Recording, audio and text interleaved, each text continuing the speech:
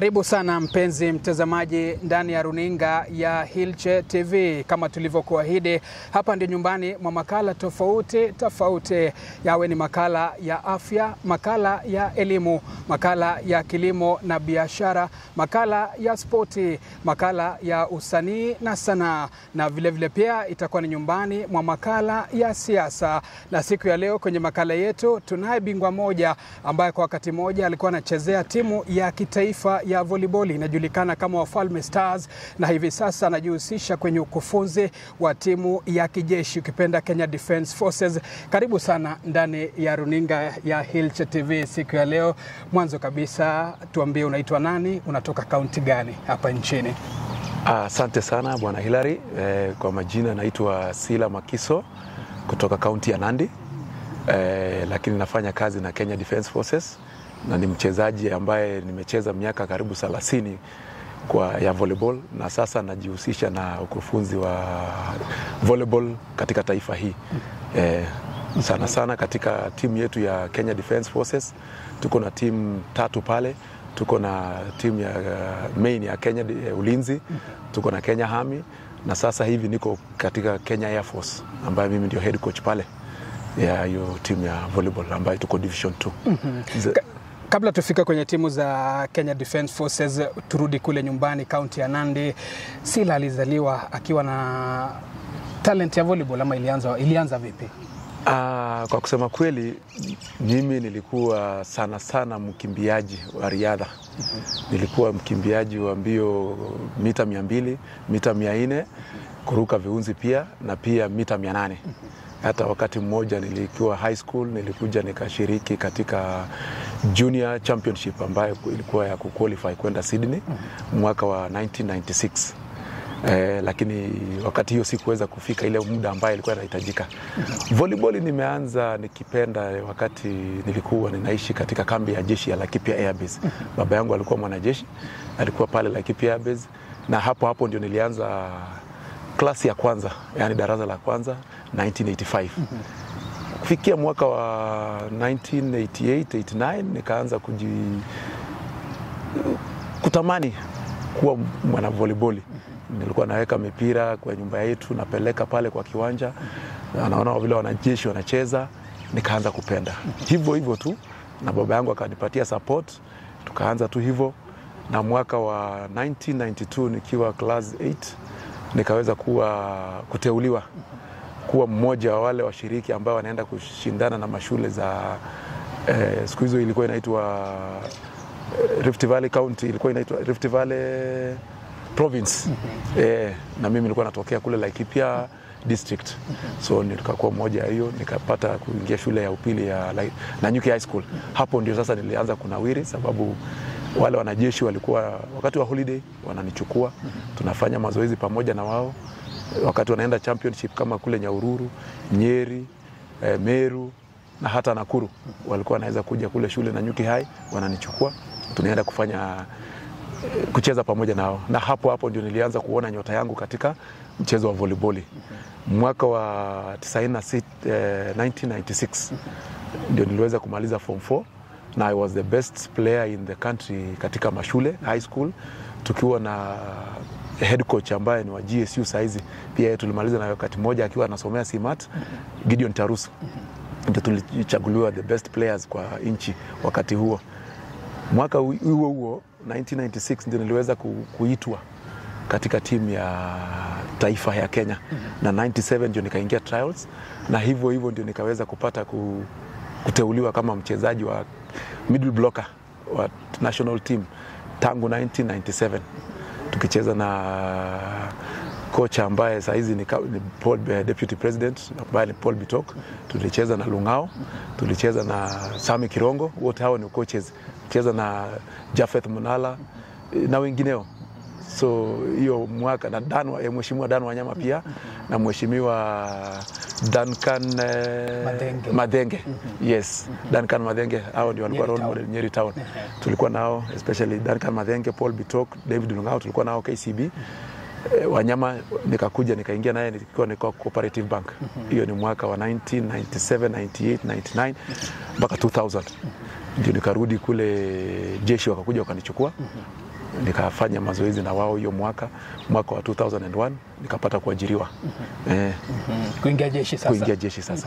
Na sasa Sila, wakati uko na talent ya riadha ya mita 200 na kabla baadaye ukaingia kwenye volleyball, pengine tu kama kuna ushuhuda ambapo labda kwa mita 200 kuna nishani yote ulishinda kabla uingia kwenye volleyball? I was the national champion hapa Kenya katika mita 200. Yeah. Na pia hurdles ya 110 nilikuwa third best in the whole country wakati in 1996 that is. So katika mita 200 na mita 400 ndio sana hapo ndio niliweza kunawiri, sababu katika mita 400 nilikuwa number 2 in the province, that is Rift Valley province, na unajua wakati hiyo vile kulikuwa competitive, but mita 200 ndio nilikuwa the best the province na also in the country. Ndio maana nikachaguliwa kuja ile trials ya kujaribu kwenda compete kule Sydney under 18, but sikuweza kuhitimu ile muda ambayo ilikuwa inawekwa. Lakini wakati nimaliza shule ndio nikapata kuchukuliwa na volleyball, so sikuweza kuendelea na riadha. Volleyball wakati nilikuja nikachukuliwa na nikaingia na timu ya kitaifa, nikakuwa basi hapo ndio mwisho wangu wa kufanya ile mazoezi ya mbio ama compete katika athletics. Yeah. Na sasa umeingia kwa mchezo wa volleyball sasa Sila, ni nafasi gani? Kwa sababu ukiangalia volleyball ina wachezaji kama zaidi ya 6. Yes, ni 6 atago. Alafu kuna libero siku hizi. Yes. Alafu sasa nafasi ya Sila akiingia kwenye volleyball, ulikuwa unacheza namba gapi? Kwa volleyball maybe tuko na positions kama sasa left attackers, tuko na opposite attacker, tuko na middle blocker, alafu tuko na setter na alafu libero sasa. So mimi sana wakati nilikuwa nacheza national team, na nimecheza national team for like 15 to 17 years. Nilikuwa middle blocker. One time wakati 1997 I was the best middle blocker in Africa, and also in 1999 wakati tulienda kushiriki All African Games kule Johannesburg, nilikuwa rated the best player also. So mimi nilikuwa middle blocker, that was my specialty in the national team. But after kutoka national team nikaanza kucheza left, ambaye ni receiver na pia ni attacker.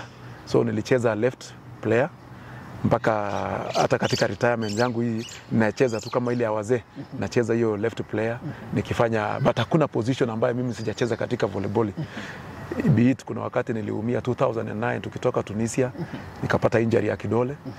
Timu yetu ya Blue Triangle, siku nilikuwa na Nature Talent tukiwa na coach Kirongo, so nilikuwa timu ya Blue Triangle, nikakuja nikaichezea libero tukiwa kule Naivasha, and I played very well. I also tukiwa national team I was the second act kama second setter, because mimi nilikuwa naweza kupass kureceive vizuri. So wakati libero anatoanga middle blocker, but mimi nilikuwa na baki ndani sababu reception yangu na covering, alafu setter akichukua mpira mimi naweza kusetia wale wengine, because my finger works also ilikuwa nzuri sana. So naweza sema specialty yangu ilikuwa middle, lakini in all positions ambazo inachezwa katika volleyball hakuna mahali siwezi kufanya kazi pale. Yeah. Sasa timu ya kitaifa Sila Makiso, umesema kwamba umechezea zaidi ya miaka 15. Labda kiwango kipi bora sana ambayo timu hii ilimaliza wakati ulikuwa unachezea, ni kiwango gani? I think tulikuwa watu ya kwanza nikiwa nahodha wa timu ya taifa 2011, ambapo tulikuja namba 3, tulipata bronze, the first bronze medal ambaye men walipata, haijawahi patikana wakati hiyo. So 2011 that was the best time ambaye tuliweza kukua namba 3 in the All African Games ambayo ilikuwa inafanyika kule Mozambique, Maputo. Ndio tuliweza kukua namba 3.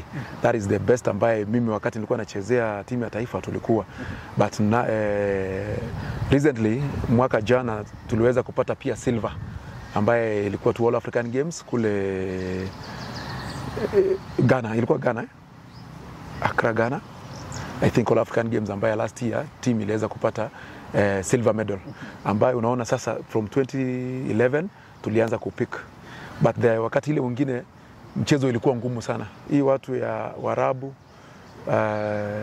na West Africa mostly walikuwa wanaweza kutu beat because maybe facilities sometimes unakuta, but Kenya, what I can tell you ni kwamba tuko na talanta kabisa katika volleyball na tumeanza kuiona. Hata mimi mwenyewe niliweza kuenda kucheza kule Japan mwaka wa 2008, 2009, 2010 nikarudi professional tukiwa na Dennis coach ambaye ni coach wa Prisons Kenya, Dennis Mokua, na kabla ya hiyo kulikuwa na Philip Mayo alitangulia tukamfuata, so alafu kuna James Ontere. So unaona sasa tukaanza kupata ile global ideas ya how to train, what to do, na ndio maana sasa unaweza kupata timu yetu ya wanaume inaanza kupick from there. Yes. Ukizungumzia talanta Bwana Sila Makosi, ukiangalia shule kama Cheptil Boys High School, shule ambayo katika kaunti ya Nandi inatoa wachezaji kabisa wazuri wa volleyball, na pia ukiangalia shule ya wasichana ya Kwadhanzi kule Ukambani inatoa pia wachezaji ambao ni wako hatari sana, ni wakina dada hao. Labda tu tukiguzia, ukiangalia sasa hii mfumo wa masomo hapa nchini CBC, utaona kwamba inaweza toa vipaji vingi, shule vingi toe talents nyingi za volleyball kabisa. Mahali tumefikia sasa inaonekana kwamba kila mtoto ako na uwezo ya kufanya chochote ile ambaye anapenda, mradi tu mzazi na walimu wampatie support ile inatakikana. Sababu umetaja mashule kama Cheptil na Kwadhanzi, kuna Kesogon, kuna Lelmokwa, ambaye ukiona wale vijana ama especially vijana from wasichana na wanaume wanaweza kufanya zaidi wakiweza kupata nao coaching ambaye inalingana na ile ya kitaifa. Sababu CBC sasa nowadays inahusisha mambo ya talent in everything, either kuimba, either kucheza, either kuchora. So katika mchezo wa volleyball tuko na hakika kwamba hii nchi itatoa wachezaji ambaye ni bora kwa upande wa kina dada na upande wa kina wanaume. Sababu tumeanza kuingia katika hizo mashule za upili na pia zile za primary.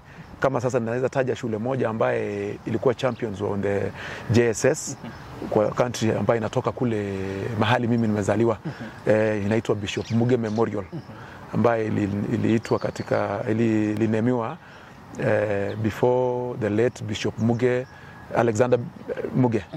So kule ndio nimezaliwa. And now tunaweza sema kwamba hiyo shule ambayo ilienda kutuwakilisha kule Uganda iko na vijana, iko na wasichana ambaye wanaonekana sasa wanaweza kuhitimu katika volleyball. Wanapoingia nao katika shule ya upili watakuwa wamepata at least ile know-how ama ile ideas ambaye volleyball inataka at high level. So recently nimekuwa nikifanya mazoezi pamoja na wao, na pia nimetembelea shule kama ya Cheptil, Lelmokwa pia tulikuwa na vijana, and nilisahau kusema kwamba mimi saa hizi currently ndio head coach wa under 18 national team ambaye ni Amen. Tunakuwa ranked number 4 in the Africa. Tulikuwa kule Tunisia last year August na tukaweza kukua namba 4. So nimeona vijana nitoa kama shule ya Namwela pia wako kwa wanaume, unakuja ukute hiyo nimesema Kesogon, Cheptil, Namwela, Lelmokwa, Kosirai pia katika Nandi County. Na pia katika kule Bomet tuko na shule inaitwa Kaboson pia. Yes, Kaboson pia ni shule ambaye iko na uwezo ya kutoa wasichana ambaye ni quality players katika volleyball.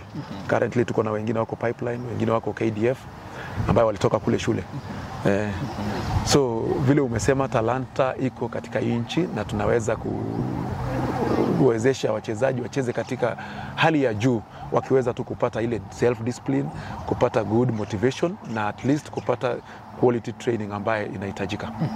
Umezungumzia baadhi ya wachezaji ambao mulicheza nao wakati mmoja kwenye timu ya kitaifa. Umezungumzia mheshimiwa Duncan Madhenge, umezungumzia mheshimiwa Dan Wanyama, umezungumzia naibu wa rais kwenye shirikisho la volleyball hapa nchini Paul Bitoka na Sami Kirongo miongoni mwa wengine. Sasa ukiangalia Sila Makiso wakati huu au ni viongozi ambao wanaongoza sub counties zao.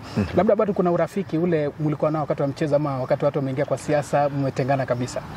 In fact wale ni kama wazazi wangu wa pili, especially kama Dan Wanyama, Madenge, Bitok ni kama sasa ndugu yangu, but hao wengine waheshimiwa ni wananiita kijana, yani mimi nawaita baba. Baba sasa. Hata president of volleyball president of KVF Bwana Nyamberi, ndio he was the first team manager wangu kunipeleka kule Tunisia wakati niko mdogo, 17 years I think, almost 18.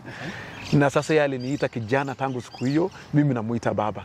So kuna ile urafiki ya sasa kama mzazi na mtoto wake tangu wakati walipata hiyo kukuwa waheshimiwa, mimi nimekuwa nimewaheshimu hivyo hivyo, na pia wamenifanya mpaka nikaweza kuhitimu katika courses mingi katika volleyball. Kama sasa hivi mimi ni I'm an holder of FIVB level 2 katika conventional volleyball.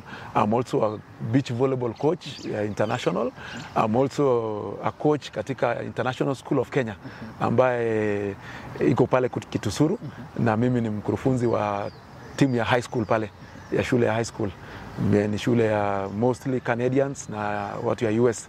So pale pia mimi nimepata kuweza kufunza, na nashukuru bila guidance ya hawa wenye umetaja singeweza kufika pale.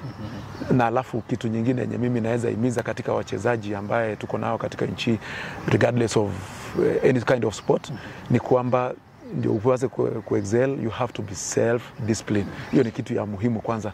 Self-discipline. Alafu ndio ikuje team discipline. Alafu nao kutizingatia mazoezi. Na kitu nyingine ambaye tunaweza wachezaji wetu ama wachezaji wengi saizi wanataka vitu za shortcuts, mambo ya doping. Hiyo tunaweza sema kwamba haiwezi, hakuna wakati utafanya doping na uweze kuhitimu katika mchezo ama uweze kukaa katika mchezo kwa muda ambaye ni miaka. Kama mimi hata sasa hivi naweza ingia kwa kiwanja na nimecheza active volleyball from 1996 up to date, unaweza kuta ni miaka 28, 29, 30 hapo hivyo. Na sijahesabu zile ambaye nilikuwa high school, but I can still perform without minimal injuries ambazo ninaweza do with them. But now ukiingia katika mambo ya drugs ama doping, for a very short time uta lose zile nini yako, nguvu zitaanza kukuishia, utaanza kukua ni mtu wa, na pia adak size inakimbizana na hao watu. So that is what I can urge, kwamba be self-disciplined, be focused, and stick training programs ambazo zinawekwa, avoid any kind of drug yenye naweza sema inakusisimua. Mimi mzungu wangu ambaye kule Japan, I'm sorry to say is the late now, alipass last year, alikuwa anaitwa Atsushi Miyoshi. Alikuwa ananieleza kwamba the best doping yenye wewe unaweza fanya kama mchezaji ni kula vizuri, fanya mazoezi, pumzika. Hizo vitu tatu ukizingatia, kula vizuri, fanya mazoezi, pumzika. So hiyo, na mimi nimekuwa nikifanya hivyo. Wakati siko mazoezini, niko kwa nyumba yangu na pumzika.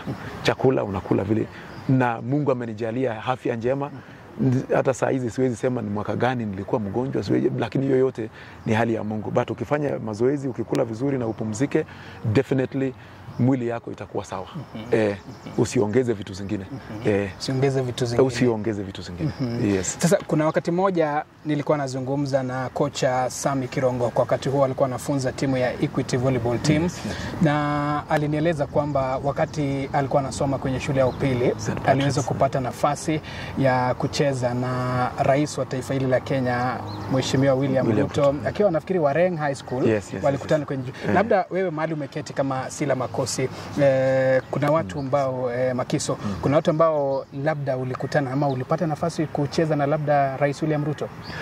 Sikuweza, sababu yeye alikuwa mbele yangu, na niliweza tu kusikia kwamba alikuwa mwana sporti volleyball, na wale ambao walicheza nao kama sasa Sami Kirongo, akina Paul Bitok, nimeweza sasa kushirikiana nao kufanya mchezo na wao.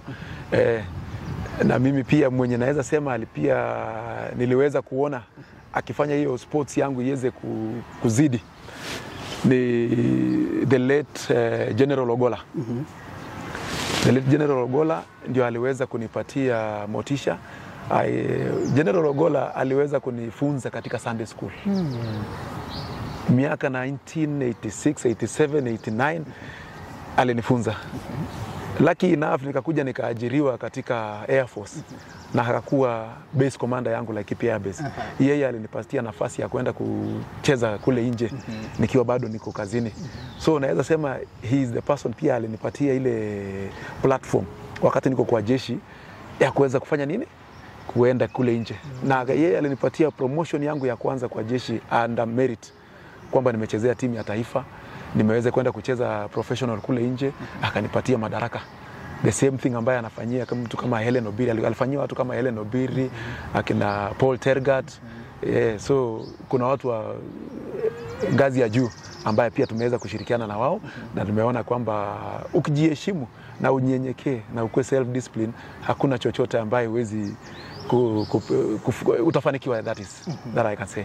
Yeah. Sasa tueleze hapa Sila Makiso, kuna mtu akisikia tu Kenya Defence Forces anajua tu kama ni forces ambaye ni moja tu, labda tu tuambie splitting ya hii jeshi, kuna Air Base, kuna Air Force, kuna Kenya Army, tueleze tu, alafu timu ya hizi vivi pande, kuna Kenya, kuna labda timu ya Kenya Air Base na kuna labda ile ya Kenya Army. Yes.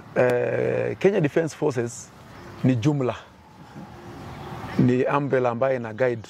Tuko na Kenya Army hapo, tuko na Kenya Air Force, alafu tuko na Kenya Navy. So those three services ndio ina comprise, inafanya inakuwa Kenya Defence Forces.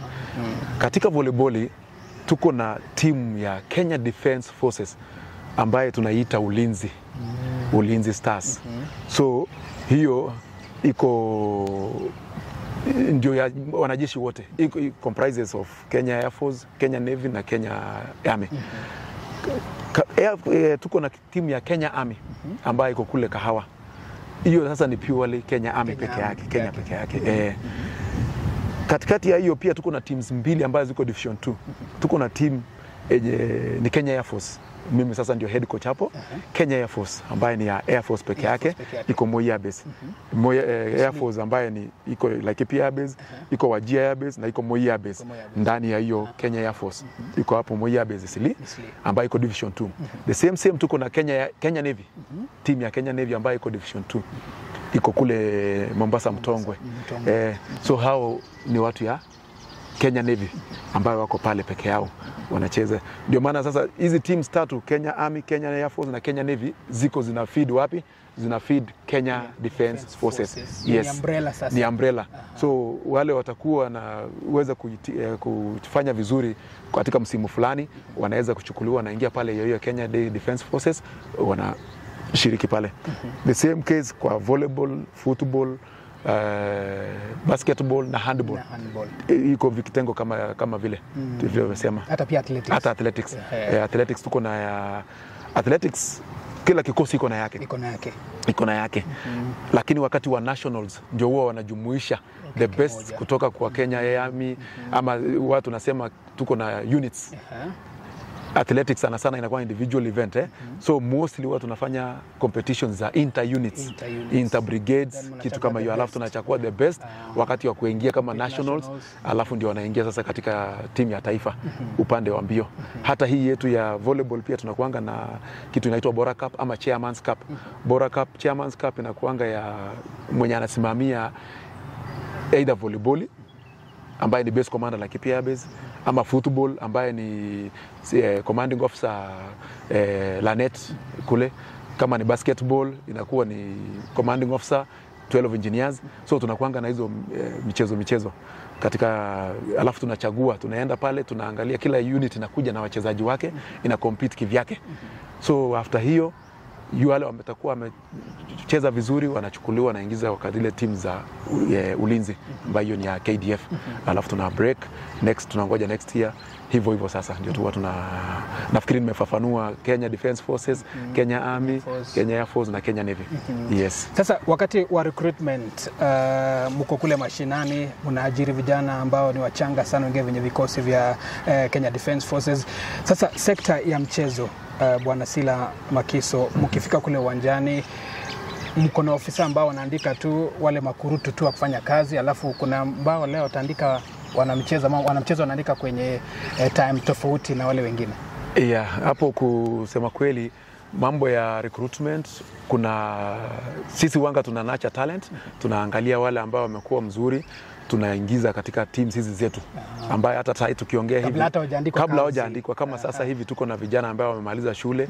Kuna wale wengine walikuwa wamemaliza maybe mwaka zingine ambaye ni civilians wanachezea either team yetu ya Kenya Defence Forces, wako kwa Kenya Air Force, wako kwa Kenya Army na pia wako kwa Kenya Navy. Wakati wa recruitment kuna kuanga na slots ambazo huwa zinapeanwa. Maybe wakati wa district hiyo wanaandikanga tu purely wale wanafanya competition huko, lakini hakuna but your certificate sometimes huwa tunasema it is good to have them wakati unaenda kama recruitment ya kule. If you have any certificate inaweza support your academic certificate, the better. Because nowadays tunaangalia pia talent. But kule wanga mostly wanaangalia academics, alafu ile slot ambayo wamepatiwa kule district wanafanya hiyo. But if you have another certificate, it's another advantage kwako. But now huku kwingine kuna kuanga na slots za kila unit wanapata slots zao za kuandika wanasporti different type. Maybe unapewa kama volleyball unaweza patiwa nafasi 2 ama 3, mbio pia kwa hiyo unit unapeana. Ndio sasa tunajaribu kufanya nini kufix hao ambaye tuko na wao kwa teams hizi zetu. Lakini hatuwezi sema ati kule district wanaandika pia watu ya sports. Kule district inaandikwa tu vile na public vile imetangazwa, wanaandika hivyo. But hata ule mwenye yako kwa upande hii anaweza enda kujaribu wapi kule district, you never know. Bahati inaweza kuja na unaweza unaangukia kutoka kule district kabla ya upande hii, because tuko na vijana wengi ambaye pia wote hawezi pata kazi ama ajira kwa wakati mmoja. So the best thing ni kwamba jaribu mahali popote, alafu pia uwe mtulivu, yani patience. Tunasemanga patience pays, and for me I can say it did it for me because I stayed 5 years kabla niandikwe bila kuandikwa kazi. 5 years and then I came nikapata kuajiriwa. So sometimes patience pays, na Mungu pia ako na mpango yako katika maisha. Sasa kidogo tuzungumzie hili la timu ya kitaifa ya kinadada, timu inaitwa Malkia Strikers. Mwaka 2024 Sila Makiso, timu hii iliweza kuandikisha historia na kuwa timu ya kwanza Kenya kwa miaka mingi, nafikiri 16 kucheza kwenye mchezo ya Olimpiki kule Paris. Na tuzungumziaje ukilinganisha timu ya Malkia Strikers ambayo ni ya kinadada wasichana na ukilinganisha na timu ya Wafalme ya kitaifa ya wanaume? Sana hii timu ya wanaume haijakuwa inashiriki kwenye ile mchezo mikubwa kama hii ya Olympics. Unazungumziaje timu ya Malkia Strikers na comparison ya Wafalme Stars? Timu ya Malkia Strikers ni timu ambayo imeshika kasi hapa Afrika sana. Huwa tulikuwa tunasema competition ya ladies in Africa sometimes kiwango haikuangi juu sana, but nowadays unakuta imeanza kufikia standards za zile level za nje. Kitambo ilikuwa ndio unakuta Kenya tuko powerhouse pande ya ladies, but nowadays through the federation, ile program ambayo walifanya wakaweza kuleta coaches wale wa kutoka Brazil na kuweza kupeleka wasichana mazoezi kule nje for around 3 months.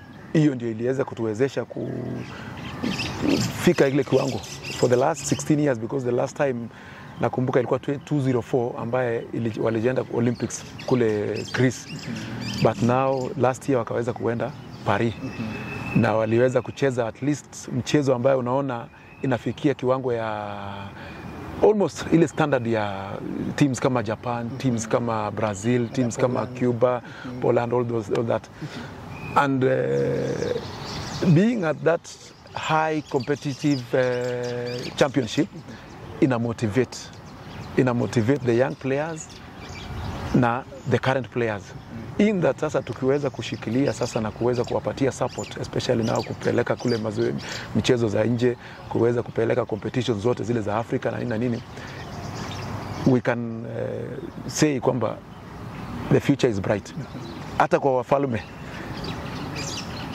hatujakuwa maybe kwa wanaume hatujakuwa tukienda competitions mingi sana kama za Afrika hivi. Mostly ile competition ya juu ambayo tunaweza kuwa tuliweza kushiriki ni All African Games kule Ghana mwaka jana. Sometimes unakuta qualifications za maybe World Championship ama Olympic qualifiers. Sometimes unakuta kunakuwa na challenge kidogo, unapata maybe wanaume hawajaweza kuenda, but I believe with the current federation ambayo tuko naye itaweza kuwezesha timu ya wanaume pia waweze kupata exposure. Kitu ambayo tulingefanya katika mwaka jana na vijana wa under 18 na under 20 ladies walikuwa wamepropose kwamba they will have around 10 days training in Japan. But we believe kwamba hata kama haikuwezekana mwaka jana, siku ziko mbele za usoni tunaweza kupata the same program na waweze kwenda kufanya training kule, even hata kama ni muda kidogo, but it will be a boost to our national teams in Kenya, Malkia Strikers and Wafalme. Yes. Kabla tutoke kwenye hapo kwa Malkia Strikers, kuna mchezaji ambaye tulimpoteza, mchezaji anaitwa Wanja. Kwa mara nyingi alikuwa anachezea timu hii ya Malkia Strikers na pia alikuwa legend kama wewe. Labda uhusiano, je, uliweza kumkuta Wanja na alikuwa ni mchezaji aina gani? Janet Wanja ni mchezaji ambaye alikuja nyuma yangu katika timu ya taifa na pia tumekuwa wakaribu sana alikuwa anachezea timu ya Pipeline, sisi tukiwa katika timu ya majeshi, alafu mostly tumekuwa tukikutana katika timu za taifa. Kwa wakati mmoja hata walikuwa wanacheza na in fact Wanja to say amekuwa ni mtoto wa kambi pia kama mimi. Wanja amefunzwa na coach Juma Waluhu kule Kahawa. Baba yake alikuwa pale Kahawa Garrison na so amekuwa na roots the same kama yangu. So kati alimaliza high school kuja tukakutana, tumekaa national team kwa muda mrefu pamoja na yeye, na alikuwa ni mtu wa ile tunasema self discipline, mtu wa kuweza kujituma katika volleyball, mtu wa kuweza kuinteract hata kusupport the young talent. Utakuta hata kuna wakati tulikutana na yeye Rwanda, alikuwa akichezea timu ya APR na pia mimi nilipata nafasi ya kwenda kucheza APR under coach Mulinge tukiwa na Bernardo Doselo. So Wanja pia alikuwa kule na Bitok pia alikuwa kule, ndio head coach wa national teams those years 2013, 2012 mpaka 2014 tulikuwa tunafanya pamoja na Wanja kule Rwanda. So ilikuwa ni so painful wakati tulimpoteza, but ya Mungu ni mengi. Hii ulimwengu tukiwa saa yote tunasema tujiweke tayari. Yeye ndio anajua saa, yeye ndio anajua wakati. So yule Wanja tunamuombea hawezi kulala mahali pema.